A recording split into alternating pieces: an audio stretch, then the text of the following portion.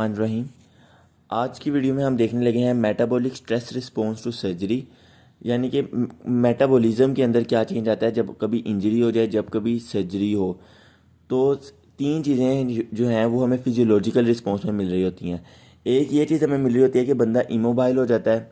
जब बंदा इमोबाइल होगा उसके बाद फिर वो कुछ खाए पिएगा भी नहीं, एनोरेक्सिया हो जाएगा और बॉडी के अंदर कैटाबॉलिज्म स्टार्ट हो जाएगी। तो इमोबिलिटी, एनोरेक्सिया और कैटाबॉलिज्म ये हमारे पास फिजियोलॉजिकल रिस्पॉन्स टू इंजरी हैं। अब हमारे पास मेटाबॉलिज्म में हमारे पास दो फेजेस से बंदा गुजरता है इंजरी के बाद। एक हमारे पास उसके अंदर फेज़ होता है एब फेज़ और एक हमारे पास होता है फ्लो फेज़, और लास्ट पर फिर हमारे पास रिकवरी भी आती है। लेकिन अब मैं आपको ये बताना चाहता हूँ कि एब फेज़ जो होता है वो हमारे पास इंजरी जैसी होती है तब एब फेज़ स्टार्ट हो जाता है। एब फेज़ हमारे पास 24 से 48 आवर्स तक रहता है। उसके बाद हमारे पास फ्लो फेज स्टार्ट हो जाता है जो कि हमारे पास 3 से 10 दिनों तक रहता है, और उसके बाद हमारे पास रिकवरी फेज होता है। असल में हम फ्लो फेज को दो के अंदर डिवाइड करते हैं, एक कैटाबॉलिक फेज के अंदर और एक एनाबॉलिक फेज के अंदर। जो कैटाबॉलिक फेज होता है वो हमारे पास 3 से 10 दिनों के लिए रहता है, और जो हमारे पास एनाबॉलिक फेज होता है वो वीक्स में जाके स्टार्ट होता है। हमारे पास अब देखेंगे कि एफ फेज के अंदर क्या क्या चीज़ें हो रही होती हैं। एफ फेज के अंदर समझ लें किसी बंदे को इंजरी हुई, उसका खून निकल गया यानी कि हाइपोवोलीमिया हो गया, उसकी वजह से उसका कार्डियक आउटपुट भी कम हो जाएगा, तो रिड्यूस कार्डियक आउटपुट मिल रही होती है इसके अंदर हमें।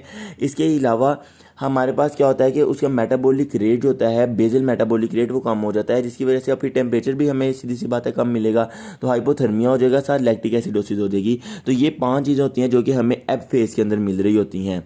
क्या बोलते हैं हम इसको, एब फेज। उसके बाद फिर नेक्स्ट हमारे पास आ जाता है फ्लो फेज। फ्लो फेज को हमने दो में डिवाइड किया हुआ है। एक हमारे पास होता है कैटाबॉलिक फेज जो कि 3 से 10 घंटों के लिए, 3 से 10 दिन के अंदर स्टार्ट होता है, और फिर हमारे पास रिकवरी फेज जिसको एनाबॉलिक फेज कहते हैं जो कि वीक्स में स्टार्ट होता है। सबसे पहले हम देखते हैं कि हमारे पास जो है फ्लो फेज़ के अंदर क्या क्या चीज़ें मिलती हैं। हमारे पास जो फ्लो फेज़ है उसके अंदर हमारे पास सारा कुछ एफ फेज़ के ऑलमोस्ट ऑपोजिट हो रहा होता है। इसके अंदर क्या होता है, हमारे पास हाइपर मेटाबॉलिज्म हो जाता है। हमें इसके अंदर मिल रहा होता है हाइपर मेटाबॉलिज्म, यानी कि metabolic rate, basal metabolic rate जो होता है वो ज़्यादा हो जाता है। कार्डियक आउटपुट भी इसके अंदर ज़्यादा हो जाती है।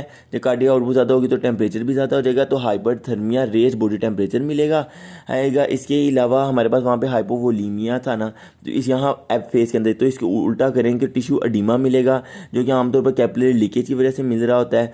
इसके अलावा इंक्रीज कार्डियक आउटपुट मिलती है, इंक्रीज बॉडी टेम्परेचर मिलता है, इंक्रीज मेटाबॉलिक रेट मिलता है। इसके अलावा ल्यूकोसाइटोसिस मिलता है। वहाँ पे हमारे पास लैक्टिक एसिडोसिस है, यहाँ पे हमारे पास इंक्रीज ग्लूकोनियोजेनेसिस और इंक्रीज ऑक्सीजन कंजप्शन मिलेगी हमें। अब एफ फेज के अंदर हमारे पास जो कि हमने पहले पढ़ा था, हमारे पास कौन कौन से हार्मोन्स इन्वॉल्व होते हैं। हमारे पास इसके अंदर हमारे पास हार्मोन्स इन्वॉल्व होते हैं जो कि एड्रीनल से प्रोड्यूस होते हैं, जो कि आप लोगों को पता है कि कोर्टेक्स हमारे पास कोर्टिसोल और एल्डोस्टेरोन प्रोड्यूस कर रहा होता है। तो इसके अंदर हमारे पास एल्डोस्टेरोन और कोर्टिसोल, एल्डोस्टेरोन और कोर्टिसोल ज़्यादा हो जाएगा। इसके अलावा मेडुला हमारे पास कैटाकोलामीन्स रिलीज कर रहा होता है, तो एफ फेज के अंदर ये तीनों हमारे पास ज़्यादा हो जाते हैं। जब एल्डोस्टेरोन ज़्यादा होता है तो उसकी वजह से आगे जाके हमारे पास एंजियोटेंसिन सिस्टम भी एक्टिवेट हो जाता है। तो एफ फेज के अंदर हमारे पास कैटाकोलामीन्स, एल्डोस्टेरोन और कोर्टिसोल ज़्यादा होंगे।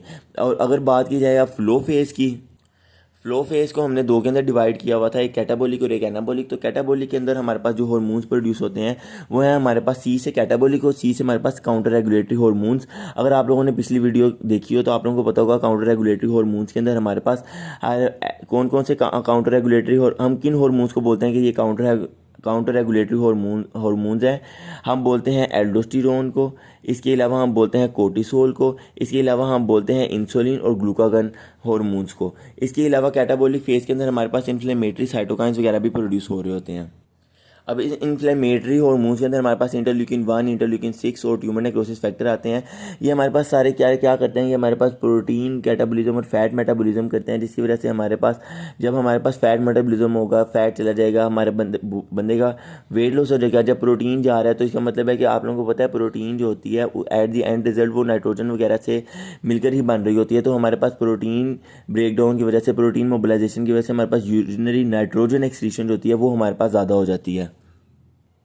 इसके अलावा हमारे पास क्या होता है कि इंसुलिन रेजिस्टेंस कैटाबॉलिक फेज के अंदर में मिलती है, जिसकी वजह से हमारे पास ग्लाइसेमिक कंट्रोल जो होता है वो बहुत ज़्यादा पुअर होता है।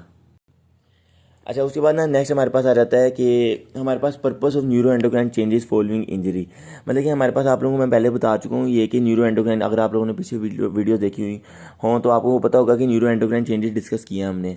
अब उनका पर्पस क्या था, उनसे क्या फ़ायदा होता है? 3 फ़ायदे होते हैं उससे। एक तो ये बात होती है कि जब न्यूरो एंडोक्राइन हार्मोन्स प्रोड्यूस होते हैं तो जो होस्ट का डिफेंस है वो बेहतरीन हो जाता है, ऑप्टिमाइज होस्ट डिफेंस हो जाता है। इसके अलावा एनाबोलिज्म को पोस्टपोन किया जाता है इन न्यूरो एंडोक्राइन रिस्पॉन्स के जरिए। और लास्ट में हमारे पास क्या होता है कि सर्वाइवल के लिए जो कि हमारे पास बहुत इंपॉर्टेंट चीज़ें होती हैं वो सारी प्रोवाइड की जाती हैं। Provide essential substrate for survival. ठीक है, तो 3 चीज़ें हो गई हमारे पास, provide essential substrate for survival, second postpone anabolism and optimize host defence. अब इससे वक्ती तौर पर तो बहुत फ़ायदा मिलता है, लेकिन लॉन्ग टर्म के अंदर ये इससे बहुत मुश्किल होती है, क्योंकि देखें एनाबोलिज्म ख़त्म हो गया, होस्ट इसके अलावा हमारे पास एनाबोलिज्म जब ऐसे पोस्टपोन किया जाएगा तो बॉडी कैटाबॉलिक स्टेट के अंदर रहेगी और लॉन्ग टर्म के अंदर इसके बहुत डिज़ास्ट्रस इफेक्ट आएंगे। शॉर्ट टर्म के लिए तो ये बेहतरीन है। तो ये 3 चीज़ें हमारे पास न्यूरो एंडोक्राइन चेंजेस प्रोवाइड कर रही होती हैं फॉलोइंग इंजरी, यानी कि इंजरी के बाद।